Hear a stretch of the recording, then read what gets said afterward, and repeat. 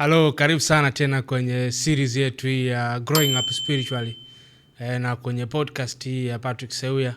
Mimi ni rafiki yako Patrick Seuya na ni baraka sana tena kuwa pamoja na wewe. Leo tutaendelea na niruhusu tena nisome maandiko yetu yale kutoka kwenye kitabu cha Luka sura ya 10 kuanzia mstari wa 38. Lakini leo nitasoma mstari mmoja tu. Anasema, naye alikuwa na umbu lake aitwaye Mariamu, aliyeketi miguuni pake Yesu akasikiliza maneno yake. Aliyeketi akasikiliza. Tulianza hiyo kwenye episode iliyotangulia. Tutaenda deep tena leo kwenye kuketi na kusikiliza. Aliyeketi akasikiliza. Unajua huwezi kuketi na kusikiliza kama una haraka. Mtu anayeketi akasikiliza sio mtu ambaye ana haraka. Ni mtu ambaye kipa umuhimu hiki ambacho kinaendelea sasa hivi kuliko mambo yaliyoko mbele na yaliyoko nyuma.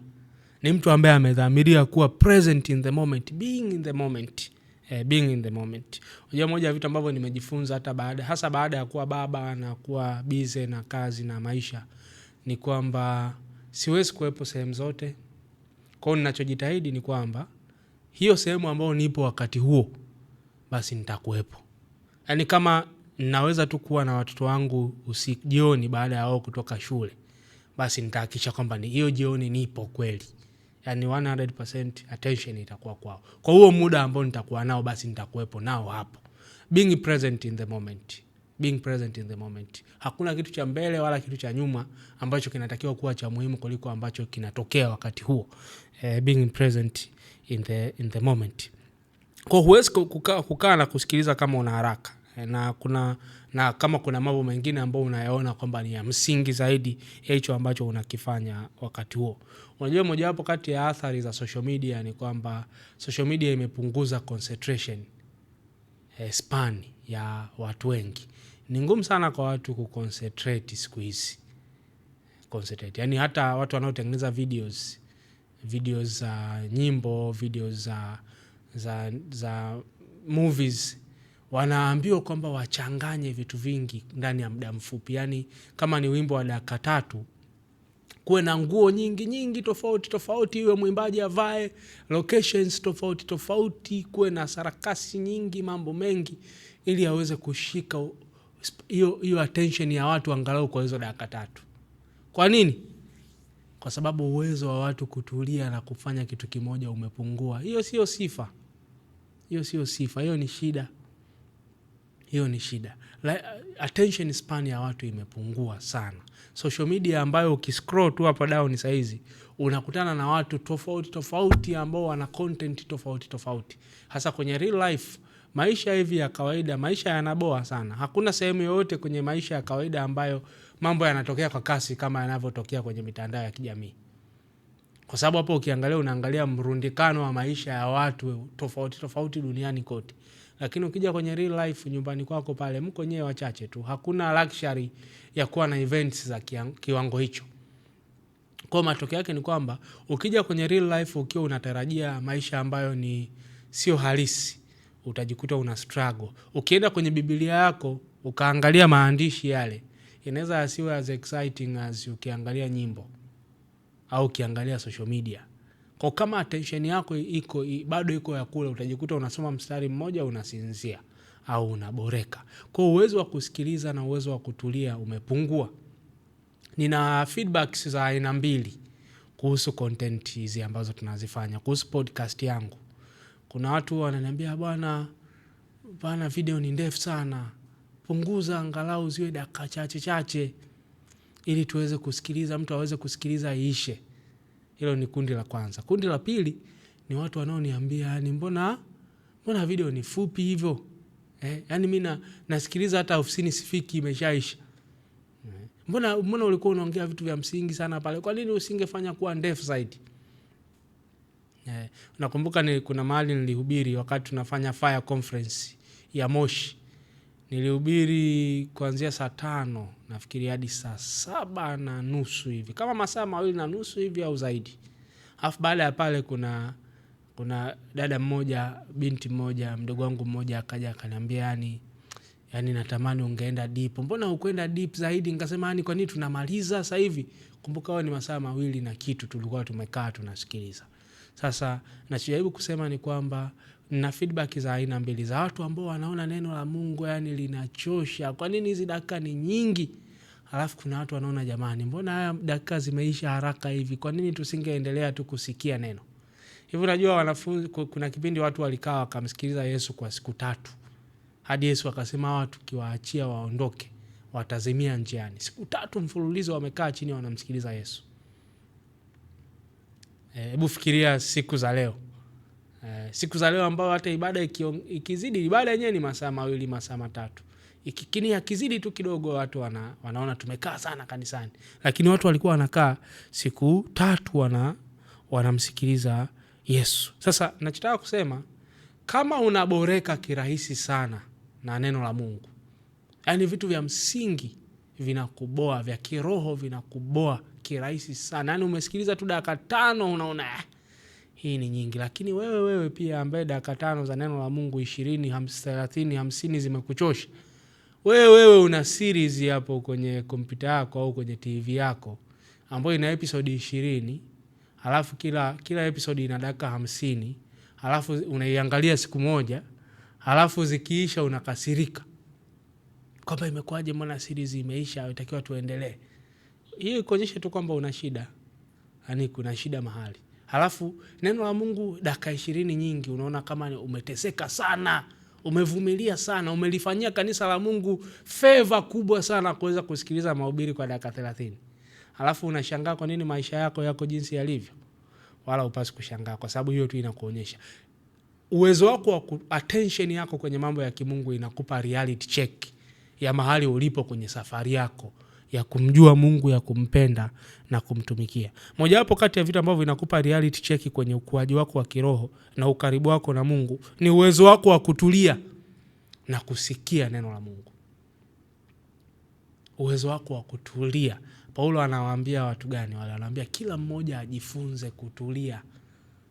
Uwezo wako wa kutulia na kusikiliza neno la Mungu. Ukiona uwezo wako wa kutulia na kusikiliza neno la Mungu umepungua, ujue pia kiroho chako kimeshuka. Ukiona uwezo wako wa kutulia na kusikiliza neno la Mungu umeongezeka, ujue kwamba tayari kuna uhamisho kwenye maisha yako. Ukiona unaweza ukasikiza mahubiri masaa 3 na ukaona ni sawa, ukawa una njaa na kiu zaidi, ujue roho yako iko hai, iko vibrant, inakula, inalishwa. Lakini kama mwili una nguvu zaidi kuliko roho, mwili hauwezi ukatamani neno la Mungu. Hivi unafikiri ni coincidence kwamba makanisa ya nje huko ya magharibi yalivyoanza kupoa ndo wakapunguza muda wa ibada hadi saa hizi kuna makanisa ndani ya saa 1 kila kitu kimeisha, yani ndani ya saa 1 dakika 15 hawa watu wameimba, wameabudu, wametoa sadaka, wamesikiliza neno, kama kuna meza ya Bwana wameshiriki, wamekunywa chai, wanaondoka 1 hour and 15 minutes. Unafikiri hao ni maendeleo? Huko ni kupoa kiroho. Huko ni kupoa. Muda na Mungu unakuwa hauna nafasi. Hawa watu unawauliza wanakimbia wanaenda nyumbani kwenda kufanya nini? Wanaenda kuendelea kufanya mambo ambayo walikuwa wanayafanya kabla hawajaja kanisani. Wanawahi mechi zao za mpira, wanawahi series zao ambazo walikuwa wanaziangalia kabla ya kuja kanisani kwa 1 hour. Wanawahi kwenda kutembelea rafiki zao, wanawahi activities zao zingine za kimwili. Hamu ya Mungu imekuwa imepungua. Na mara zote uamsho ulipokuja, nitakupa mfano mzuri sana hapo mbele. Mara zote uamsho ulipokuja, moja hapo kati ya vitu ambavyo viliongezeka ni njaa ya kukaa na Mungu. Njaa ya kukaa kwenye uwepo wa Mungu, kutamani kuwepo kwenye uwepo wa Mungu na kutokutaka kuondoka.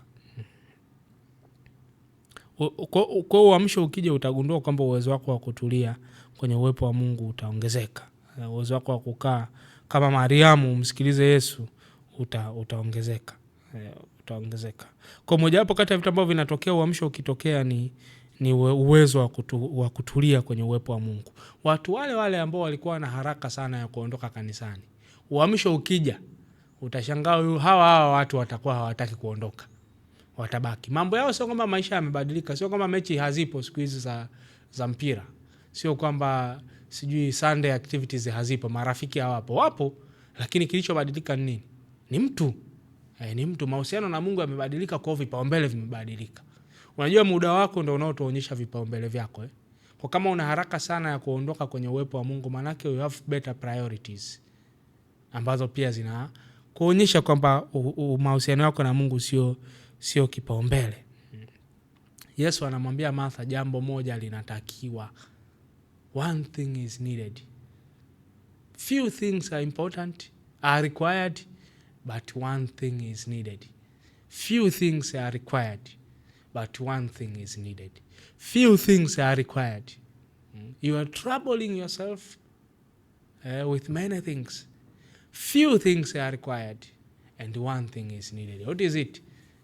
Being in the presence of Jesus, connecting with Jesus.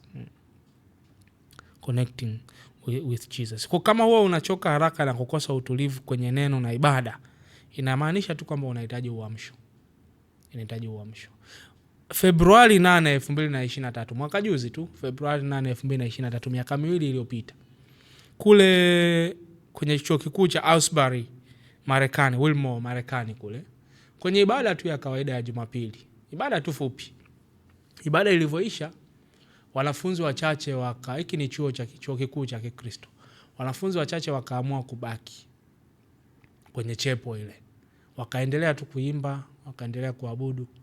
Baada ya muda mfupi, Roho Mtakatifu akawashukia. Uamsho ukashuka kwenye ile chuo. Kwa watu waliokuwa wameondoka, wale ambao waliondoka wale, wakaanza kurudi. Baadaye walivyorudi watu wakaanza kupigiana simu, wakaanza kuona social media. Watu wakaja pale, wakahamia pale. Wale ambao watu wanakaga ibadani muda mfupi wakarudi, wakaacha kila kitu, wakahamia pale, wakakaa pale kwa siku 16. Nani stop wanamwabudu Mungu. Baadaye wakaanza kuconfess dhambi, wakaanza wakaanza kuomba na kuimba. Ikawa ni uamsho moja hapo kati ya uamsho wa ajabu ambao umerekodiwa katika miaka ya hivi karibuni.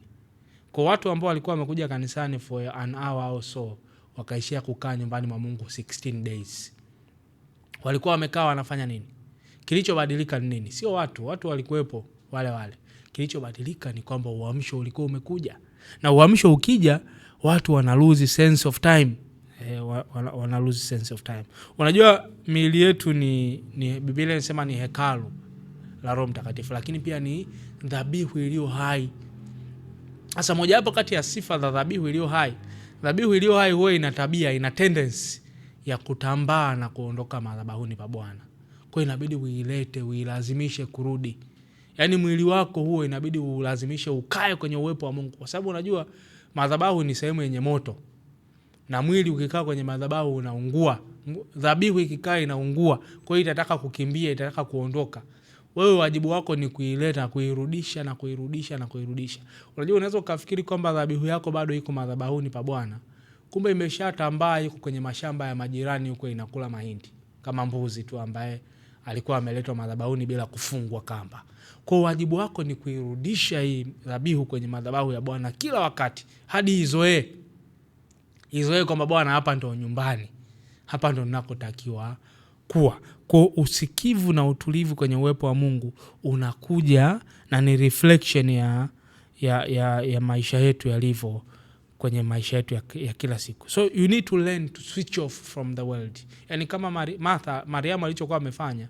Mariamu kulikuwa na mambo mengi yanayoendelea, dada yake anapika na nini, lakini yeye aliamua tu kuswitch off.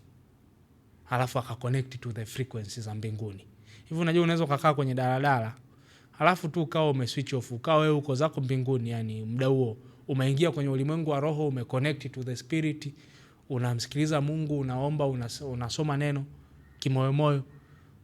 Yani uko connected to the presence of God, umeignore kila kitu kinachoendelea. Unaweza kukaa katikati ya mambo, lakini roho yako iko connected na Mungu. Nafsi yako iko connected na Mungu. Uko connected to the frequency of heaven. Na hivyo ndivyo ambavyo inatakiwa kuwa. Kwa Mariamu anatufundisha kuwa unaweza ukawepo kwenye mazingira ambayo watu wengine wanafanya mambo yao, na wewe ukawa connected na mbingu, na wewe ukawa kwenye fellowship na Yesu Kristo, ukawa kwenye transforming fellowship with Jesus Christ. Unaweza ukawa katikati ya mambo mengi yanayoendelea, katikati ya masumbufu mengi, lakini bado ukawa uko connected na Mungu. Unaweza ukawa Kariakoo unachagua nguo, lakini unaomba katika roho kimoyomoyo, uko connected na mbingu, unatafakari neno. Upo katikati ya mambo mengi, lakini uko connected na Mungu.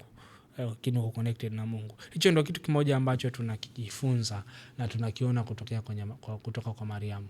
Kwa hiyo namna ambavyo unasikiliza na utulivu ambao unakuwa nao kwenye uwepo wa Mungu, una reflect, unatoa summary ya kiwango chako cha mahusiano yako na Mungu. Naamini kwamba episode hii imekujenga na imekupa kitu cha kutafakari kwenye wiki hii mpya ambayo unaiendea. Bwana akubariki sana, na kutia moyo subscribe pamoja na kushare na mtu ili aweze pia naye kujengwa na aweze kubarikiwa. Patrick Seuya, rafiki yako hapa, hadi wakati mwingine. Mungu akubariki sana.